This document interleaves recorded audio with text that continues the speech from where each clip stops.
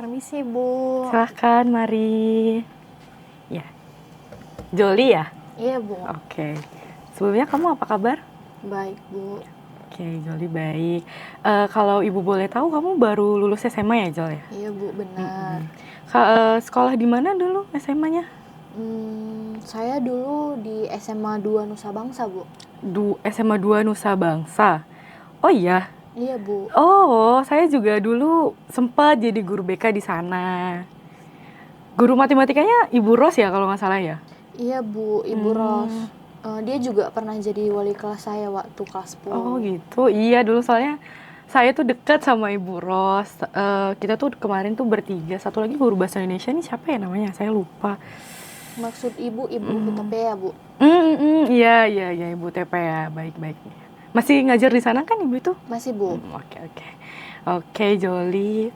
Karena kamu memutuskan untuk melakukan konseling, berarti kamu punya permasalahan gitu ya. Jadi selama sesi konseling ini, saya yang akan mendampingi kamu. Mungkin prosesnya akan sedikit berjalan lebih lama, gitu ya. Baik, Bu. Oke, kalau Joli sudah paham, agar Joli merasa lebih nyaman selama mengutarakan apa yang kamu rasakan, perlu kamu ketahui bahwa konseling ini akan berjalan secara profesional. Saya sebagai konselor itu punya kode etik yang mengharuskan saya untuk tidak bercerita masalahmu kepada siapapun tanpa seizinmu. Gitu ya, Joli ya? Iya, Bu. Oke. Nah, Joli, karena kamu memutuskan untuk melakukan konseling, artinya kamu memiliki beban yang ingin kamu selesaikan. Coba kamu jelaskan apa yang sekiranya memberatkan hatimu. Jadi begini, Bu. Kan Ibu tahu saya itu baru lulus SMA kan, Bu, sebulan yang lalu. Oke, lalu? Jadi saya dulu sangat menyukai pembelajaran biologi sejak SD. Sampai sekarang saya juga masih suka, Bu. Jadi dulu Joli suka pelajaran biologi dari SD bahkan sampai sekarang begitu ya? Iya, Bu, benar. Oke, saya paham. Coba kamu lanjutkan. Karena kesukaan saya dengan biologi, saya sudah bercita-cita menjadi dokter sejak kecil, Bu. Tapi saya gagal, Bu. Apa yang Joli maksud dengan gagal? Saat ujian untuk perguruan tinggi di negeri, saya mendaftar kedokteran di UGM, Bu. Tapi saat pengumuman kelulusan, saya dinyatakan tidak lolos, Bu. Oke, jadi kamu merasa kamu gagal karena kamu nggak bisa lolos di kedokteran UGM. Benar ya begitu? Iya, Bu. Oke, lalu bagaimana? Jelas saya marah dong, Bu. Ya, saya kan merasa kalau saya itu nggak berguna ya karena nggak lolos di situ.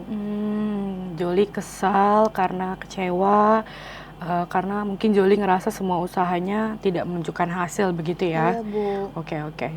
Nah, Ibu paham. Lalu dengan universitas yang lain, apakah kamu tidak mencobanya? Tidak, Bu. Karena saya sangat ingin berkuliah di Jogja.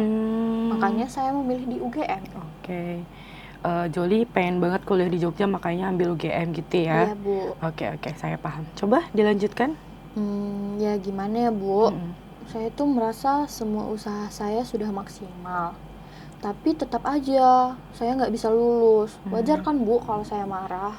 Oke. Iya. Saya paham perasaanmu. Makanya itu, Bu, saya nggak mau keluar kamar. Karena ya gimana, Bu, teman-teman saya tahu saya anak yang pintar. Jadi saya malu, Bu. Jadi Joli merasa usaha Joli sia-sia, terus Joli malu kalau berhadapan dengan teman-teman begitu ya? Iya, Bu, benar. Oke.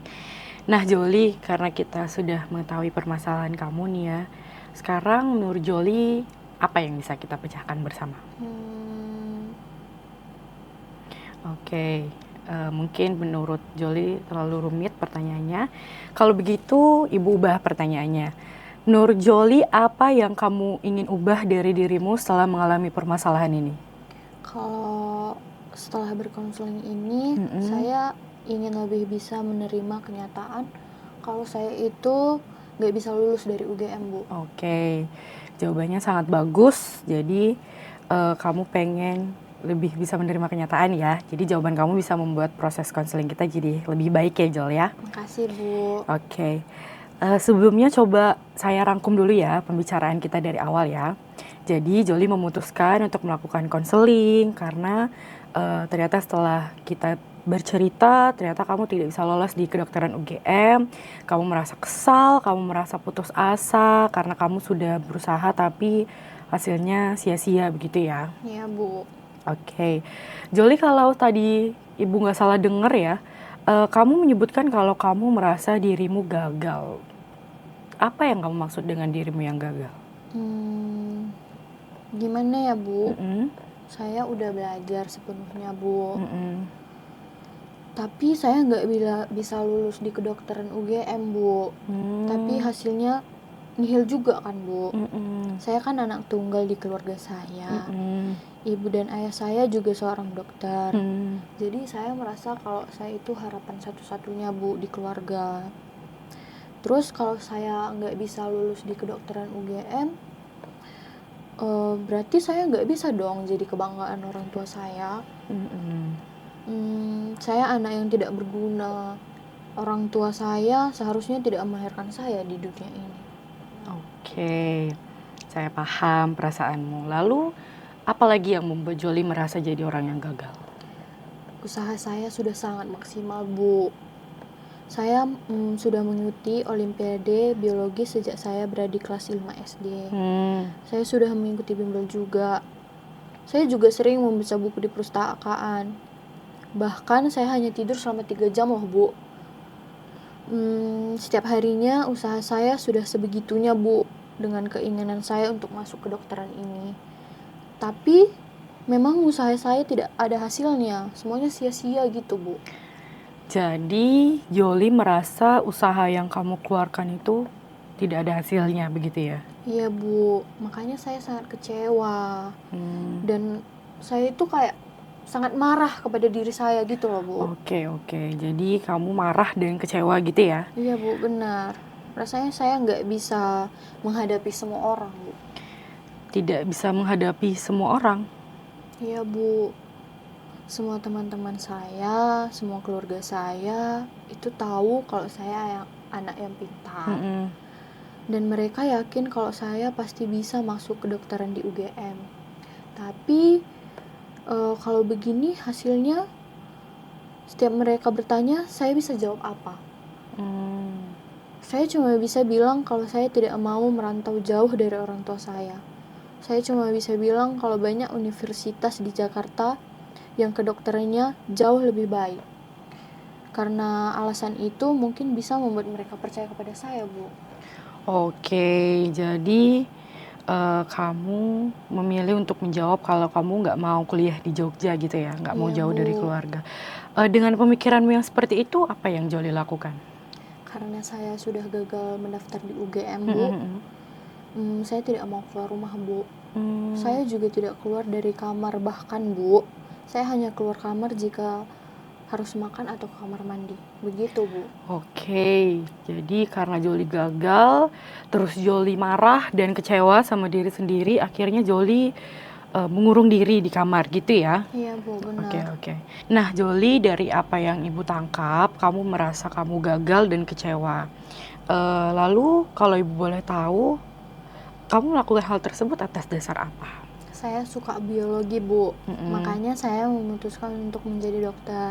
Tapi kalau saya nggak lulus ke dokteran, saya merasa saya tidak akan bisa jadi apa-apa lagi, Bu. Oke, jadi Joli merasa bahwa menjadi dokter adalah tujuan utama dalam hidupmu gitu ya. Iya, Bu. Dan jika kamu gagal, maka hidupmu juga akan gagal gitu ya, pemikiran Joli ya. Oke. Tapi Joli, kenapa harus UGM? UGM itu kan kampus yang terbaik, Bu, se-Indonesia.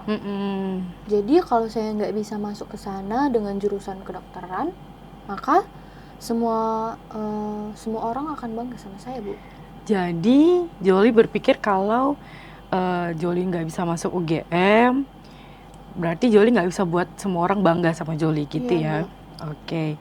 Nah, kita sudah cerita nih permasalahan Joli. Saya juga sudah mendengar penjelasan masalah dan apa yang kamu rasakan. Sekarang kalau dari 1 sampai 10 nih, seberapa kamu marah, kecewa, gagal? Kalau 1 kamu nggak marah, nggak kecewa, tapi kalau 10 kamu marah dan kecewa. Kira-kira berapa? Menurut saya 10 sih, Bu. 10, berarti Joli sangat marah, sangat sangat merasa kecewa begitu ya? Iya Bu, saya sangat kecewa dan sangat-sangat marah gitu Bu. Oke. Nah Joli, dari apa yang Joli ceritakan tentang permasalahan dan akhirnya Joli berujung pada perilakumu yang kurang baik, yaitu kamu mengurung diri di kamar. Menurutmu apa yang kamu rasakan itu bisa membuatmu jauh lebih baik dalam menjalani hidup gak? Atau membuatmu lebih dekat dengan orang lain di sekitarmu? Atau mungkin bisa mendekatkanmu dengan tujuanmu? Menurut saya, apa yang saya rasakan itu memang tidak membuat saya lebih baik Bu. Tapi menurut saya apa yang saya rasakan itu bentuk representasi semua usaha saya Bu. Jadi menurut saya sah-sah aja sih Bu. Oke, jadi Joli merasa pikiran dan perasaanmu itu sah-sah saja kalau kamu berperilaku seperti itu karena kamu merasa marah dan kecewa begitu ya? Iya Bu. Gimana ya Bu? Saya merasa bersalah kepada diri saya sendiri. Jadi saya harus menebus kesalahan saya, begitu Bu. Oke, Ibu paham. Jadi kamu menunjukkan perilaku yang seperti itu berarti sejalan ya dengan apa yang kamu pikirkan dan rasakan gitu ya? Iya Bu. Oke. Nah, saya sudah paham nih cerita Joli dari awal sampai saat ini tadi. Kamu merasa marah dan kecewa, Joli menjuluki dirimu anak yang bodoh dan gagal karena kamu gagal masuk kedokteran UGM. Semua usaha yang sudah kamu lakukan rasanya sia-sia karena tidak menunjukkan hasil. Kamu mengurung diri di kamar, kamu mengatakan sama teman-teman kalau enggak, saya tuh cuma mau kuliah di Jakarta aja, nggak mau jauh dari orang tua. Begitu ya? Iya Bu. Oke. Nah, dari apa yang Ibu tangkap nih ya Joli, dari apa yang Joli ceritakan juga, dan apa yang perilaku yang Joli tunjukkan, Ibu ini menduga kalau Joli ini punya distorsi kognitif, yaitu labeling, melebih-lebihkan, dan rasionalisasi emosi. Itu gimana ya Bu? Nah, jadi Joli itu mencap dirimu sebagai anak yang bodoh, anak yang gagal. Kamu juga tadi cerita semua usaha yang sudah kamu lakukan sejak kecil, emosi yang kamu rasakan, kamu rasionalisasi agar kamu tidak malu di hadapan teman-temanmu. Jadi Ibu rasa ini hal yang harus kita dispute, pikiran ini harus kita luruskan agar perilakumu menjadi jauh lebih baik lagi, gitu Jo. Oh begitu ya Bu. Lalu saya harus apa Bu? Nah, pertanyaan yang bagus nih. Pertanyaan tersebut bisa membuat proses konseling ini jadi maju selangkah gitu ya. Sekarang kita akan mulai dispute pikiran Joli. Nah, kita mulai dari labeling ya. Kamu tadi mencap dirimu sebagai anak yang bodoh. Kamu memberikan cap kepada dirimu sendiri sebagai anak yang bodoh. Kalau menurut Joli nih ya, apa sih logikanya kegagalan kamu masuk kedokteran UGM dengan cap yang kamu berikan sebagai anak yang bodoh? Menurut saya, karena saya tidak bisa kuliah di kedokteran, berarti saya bodoh dong Bu. Apakah kampus yang memiliki jurusan kedokteran hanya UGM? Tidak sih Bu. Enggak ya. Apakah universitas yang bagus di Indonesia itu cuma UGM? Banyak kok yang bagus Bu. Banyak ya. Jadi kamu sudah mencoba kampus lain selain UGM? Belum Bu. Belum. Nah, oke. Berarti Joli dulu di sekolah nggak ada prestasinya gitu ya? Wah sering dong Bu. Saya menang olimpiade. Saya juga sering dapat juara umum Bu. Oke, berarti Joli bukan anak yang bodoh dong. Kamu nggak gagal. Joli, dunia itu tidak berhenti hanya karena kamu gagal masuk kedokteran UGM. Kamu bukan langsung jadi manusia paling gagal karena UGM tuh nolak kamu. Gitu. Jadi ibaratnya ya Jol, kamu tuh sedang menggali 10 lubang yang di antara 10 lubang ini ada satu berlian. Nah, kamu sudah menggali di 9 lubang tanah, tapi kamu tidak dapat apa-apa. Alhasil kamu menyerah, kamu menyalahkan diri kamu sendiri, kamu merasa kamu gagal karena kamu nggak bisa dapat berlian.